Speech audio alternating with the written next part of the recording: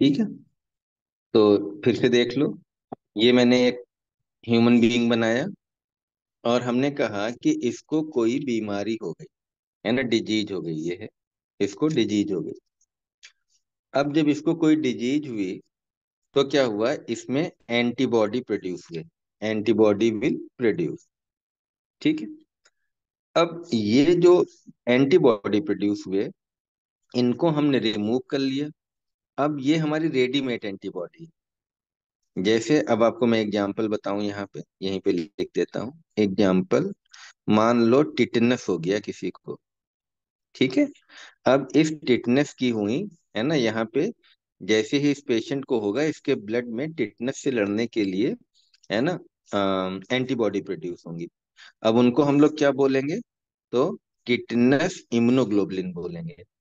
Tetanus immunoglobulin. अब इस tetanus immunoglobulin को हम लोग यूज कर सकते हैं, है ना, यूज एज इम्यूनोग्लोबुलिन। अब ये आपकी क्या बन गई, वैक्सीन बन गई। आगे बात समझ में। अब देखो, अगर हम इसमें क्या करें, अब यहाँ पे अगर हम कुछ दूसरा काम कर दें, ये टिटनस है, टिटनस, और इसको हमने बताया था हॉर्स या रैबिट में कर दिया, तो क्या हुआ, antibody will produce, antibody will produce. इनको हम can be use, can be use as pre formed antibody, pre formed antibody.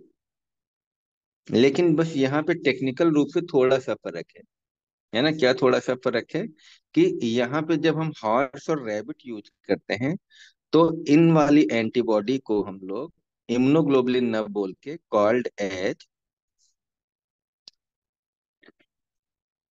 Anti anti tetanic serum, anti tetanic serum.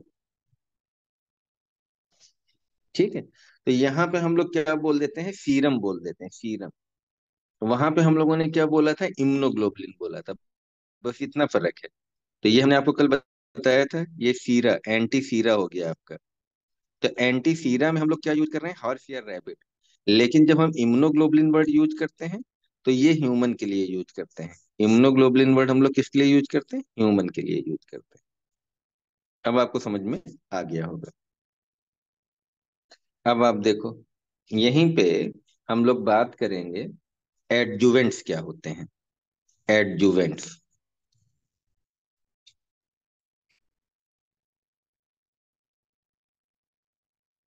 Adjuvants.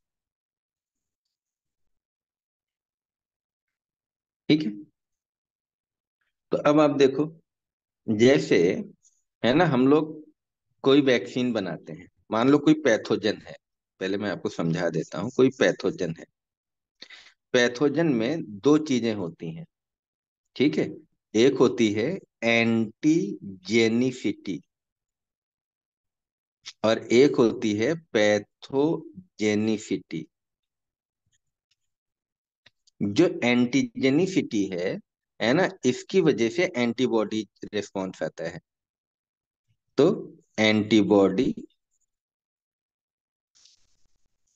Is produced. और जो पैथोजेनिसिटी होती है, इसकी वजह से disease is produce, disease is produce.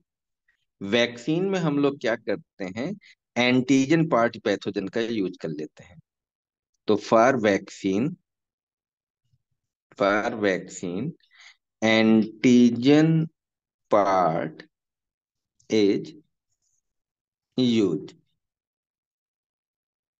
Pathogen का जो antigenic part है, अब उसकी मान लो सेल मेम्ब्रेन में है, सेल वॉल में है, जिसके खिलाफ एंटीबॉडी बन रही है, उस एंटीजन वाले पार्ट को हम लोग यूज कर लेते हैं, और पैथोजेनिसिटी वाले पार्ट को डिस्ट्रॉय कर देते हैं। जिससे कि बीमारी तो नहीं होती, लेकिन एंटीबॉडीज हमारी क्या हो जाती हैं, बन जाती हैं। आगे बात सुनो। अब आप देखो, अब हम लोग क्या करते हैं, वैक्सीन में कुछ सब्सटेंस जोड़ सकते हैं, है ना। तो वैक्सीन्स में some substances, unrelated to organism, unrelated to organism, organism से कोई मतलब नहीं है ना, कैन बी एडेड। लेकिन देखा यह गया कि अगर हम उन सब्सटेंस को जोड़ दें तो उससे क्या होता है, इम्यूनोजेनिसिटी हमारी इन्हांस हो जाती है। ठीक है, तो इंक्रीज द इम्यूनोजेनिसिटी, मतलब अब वो वैक्सीन और अच्छे से काम करने लगती है। ठीक है, एग्जाम्पल जैसे एल्युमिनियम हाइड्रोक्साइड या लिपिड्स। ठीक है, तो अक्सर तुम देखोगे कि कई वैक्सीन में, अभी जब हम आगे पढ़ाएंगे तो बताएंगे आपको, कि हम एल्युमिनियम हाइड्रोक्साइड या लिपिड ऐड कर देते हैं तो वो हमारी वैक्सीन पावरफुल हो जाती है। ऐसे को हम लोग क्या बोलते हैं, एडजुवेंट्स। एडजुवेंट्स का मतलब ही होता है कि किसी की हेल्प करना। जैसे फार्मा में भी हम लोग पढ़ते हैं ना, एडजुवेंट ड्रग्स, यानी कि मेन ड्रग अलग है और उसके हेल्प करने के लिए एडजुवेंट्स है। तो यहाँ पे अगर डिफिनीशन देखोगे आगे, एडजुवेंट्स की डिफिनीशन दी हुई है, तो समझ में आ जाएगा आपको। तो adjuvants are substances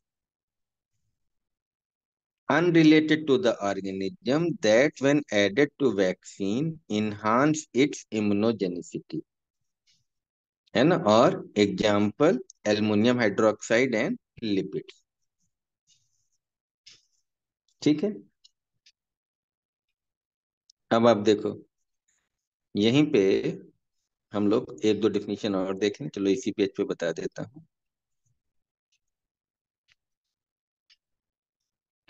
sero conversion,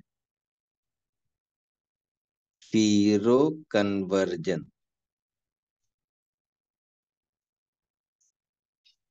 ठीक है, सीरो कन्वर्जन, जैसे मान लो, है ना, कोई पेशेंट है जिसमें हमारे पास कोई बीमारी की एंटीबॉडी नहीं है, तो एंटीबॉडी निगेटिव, एंटीबॉडी निगेटिव। जैसे कोविड में था, तो कोविड के अगेंस्ट में हम में से किसी के पास कोई एंटीबॉडी नहीं थी, लेकिन एंटीबॉडी निगेटिव से एंटीबॉडी पॉजिटिव में कन्वर्ट हो जाए, एंटीबॉडी पॉजिटिव। अब ये कब होगा, ये दो तरीके से हो सकता है। वैक्सीनेशन के बाद, क्योंकि हमने वैक्सीन लगा दी, अब वैक्सीन के बाद हमारी बॉडी में एंटीबॉडी प्रोड्यूस हो गई, या डिजीज के बाद, और आफ्टर डिजीज। जो भी हमारी बीमारियां होती हैं, जैसे हमको पोलियो हो जाए, टिटनेस हो जाए, हेपेटाइटिस हो जाए, तो कहीं ना कहीं एंटीबॉडी हमारे बन जाते हैं, है ना, टाइफाइड में बन जाते हैं। तो इसको बोलते हैं कि हमारा ब्लड जो है वो सीरो कन्वर्जन, यानी कि सीरम में एंटीबॉडी बन गई। ठीक है, तो ये बात समझ में आ गई। नॉर्मली जो है चार गुना एंटीबॉडी बढ़ जानी चाहिए, 4 टाइम्स। अगर मान लो किसी बीमारी की एंटीबॉडी पहले से है, तो वैक्सीनेशन के बाद 4 गुना बढ़ जाए। जैसे कोविड में था, तो कोविड में बहुत सारे लोगों को पहले से एंटीबॉडी थी, क्योंकि थोड़ा थोड़ा माइल्ड इन्फेक्शन हुआ, है ना, एंटीबॉडी बन गई। वैक्सीनेशन के बाद अगर 4 गुना आपकी बढ़ गई, तब समझ लो फायदा है, तब तो सीरो कन्वर्जन हुआ। ठीक है, इसकी भी डिफिनीशन आप बुक में अब देख लो। तो क्या है इसकी definition, change from antibody negative to antibody positive due to induction of antibodies in response to infection और वैक्सीनेशन। और ये कम से कम 4 फोल्ड राइज होना चाहिए, 4 फोल्ड राइज, 4 गुना। प्री वैक्सीनेशन से 4 गुना अगर बढ़ जाता है तो क्या कहलाता है, सीरो कन्वर्जन। अब सीरो प्रोटेक्शन क्या होता है, तो सीरो प्रोटेक्शन क्या होता है, इतनी एंटीबॉडी हो कि हमें बीमारी ना हो, हम प्रोटेक्ट हो गए। अब आप समझ गए, इतनी हमारे पास हो कि हम प्रोटेक्ट हो गए। तो protection from disease due to the presence of detectable serum level of antibody in protective titre. अब आपने इम्यूनाइजेशन हो गया, लेकिन उतनी एंटीबॉडी नहीं है जितनी कि आपको प्रोटेक्शन हो। तो आपने देखा होगा टीका लगा हुआ, वैक्सीनेशन है, लेकिन उसके बाद भी बीमारी हो गई, तो आप प्रोटेक्टेड नहीं है। प्रोटेक्शन कब कहलाएगा कि जितनी जरूरत है उतनी एंटीबॉडी बन गई, अब आप प्रोटेक्ट हो गए। तो this is the sero protection. ये वर्ड आपको समझ में आए, वैक्सीनेशन से रिलेटेड जो मैंने आपको बताए सारे वर्ड। ठीक है।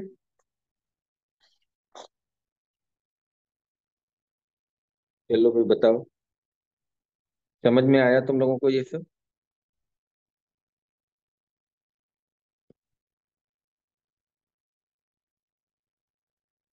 यस या नो?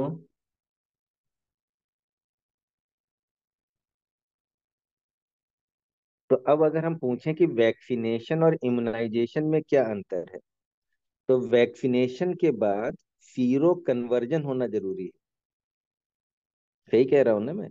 वैक्सीनेशन के बाद सीरो कन्वर्जन होना जरूरी है, क्योंकि एंटीबॉडी से हमारी निगेटिव से पॉजिटिव एंटीबॉडी बन जानी चाहिए।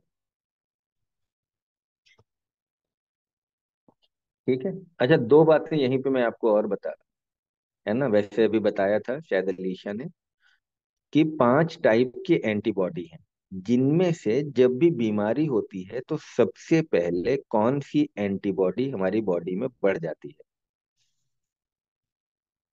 इंशा एंड अनम, IgM। तो जिसको हम लोग बोलते हैं प्राइमरी रेस्पॉन्स। IgM का मतलब है प्राइमरी रेस्पॉन्स।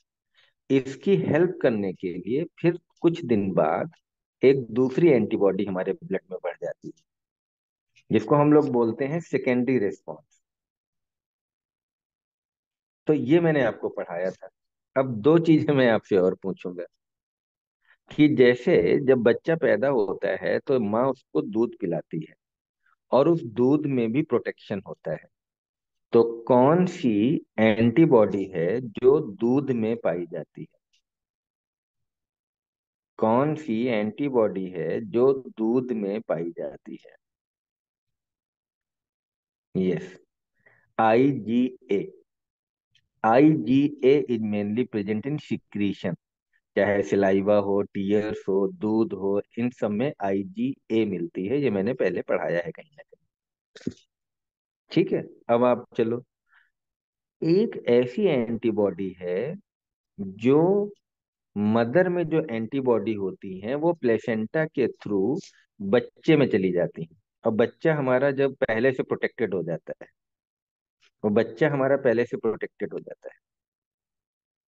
कौन सी एंटीबॉडी है जो प्लेसेंटा को क्रॉस करके बच्चे में आ जाती है? क्योंकि ये सब आपसे ऑल इंडिया उसमें क्वेश्चन भी पूछे जाते हैं। बिल्कुल गलत है। IgG होती है, आप लोग याद कर लेना। IgG होती है। तो मैं लिख देता हूँ एक बार फिर से आपके लिए, आपकी खिदमत में पेश है।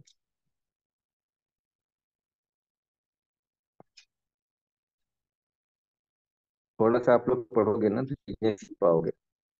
हाँ? गम।